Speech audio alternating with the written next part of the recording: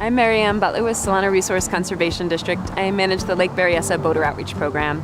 With help from the Assistant Education Manager as well as our student supervisors, we work with almost a dozen interns, college students that we hire to work throughout the summer at all the boat launches.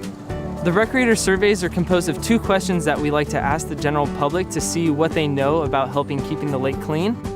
A lot of people outside the area don't know that Lake Berryessa is a drinking water source. Even in the area, they don't realize it's their water source as well. I've been told it's our drinking water supply. Yeah, how many people do you think it serves? Do you think it serves 5 people, 5,000 people, 50,000 people, or 500,000? 50,000. I would say at least 50,000. Yeah, okay, well, it's actually 500,000. It serves all Solano County. So where are you guys coming from? Just Napa. The purpose of our boater surveys is to educate the public about clean boating practices and ways to keep the lake clean. Do you recognize either of these symbols? You know what either of those mean? No. Do you? I mean, it looks like recycling of some sort, but... Absolutely, yeah. No. So the arrow and the black drop is where you can recycle used motor oil. By placing a bilge pad in the bilge compartment, boaters can prevent oil and fuel residues from leaking into the lake. This is our boater kit here, and it consists of a bilge pad, and also we have a Berryessa map and some other boater guides. So the bilge pad absorbs any oils or fuels released from the motor, and so what we're trying to do with it is prevent oils or hazardous materials from getting into the lake. We want you to put this pad in our bilge compartment. Do you know where our bilge compartment is? And what does this thing do?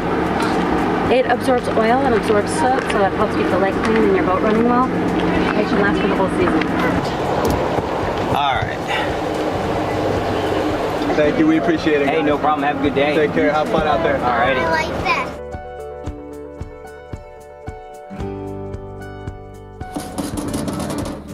Trying to inform them of the different invasive species that could possibly infect the lake, such as quagga and zebra mussels. And are you familiar with the zebra and quagga mussel? I've heard about it, yes. Invasive screenings are one of the most important parts of our program. We ask boaters that come from all over California and other parts of the U.S. a series of questions to try to get a better understanding of where they've come from and if they've ever launched at a infested lake before going to Berryessa. I was able to see a lot of the suggestions we had made last year become enacted. One of the goals that we set for ourselves at the beginning of the program was to become more efficient with the way we conducted the invasive screenings. One way we did that was to streamline the paperwork, and so we were able to get boaters into the water quicker. The questions we ask are where they last launched, if they've been anywhere else in the last 30 days, and what their hometown is, just so that we get a better understanding of where they're coming from. All of the invasive mussel harbored lakes are right here on the back. So I'm gonna have you put that on your dash and you guys are good to launch your boat. If there is a case where they've actually last launched in an infested lake, for example, Lake Havasu, we would actually have to conduct a further investigation where we actually climb into the boat and look in the engine compartment, have them drop the prop and check if it's all clean, drained, and dried. And if it is all clean, drained, and dried, then we let them go. But if not, we would actually have to turn them around to help keep Lake Berryessa free and clean of these zebra and quagga mussels.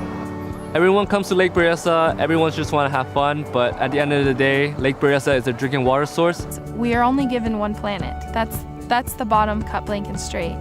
And if we aren't trying, who knows what will happen to our lakes. We're really passionate about the earth, about the lake.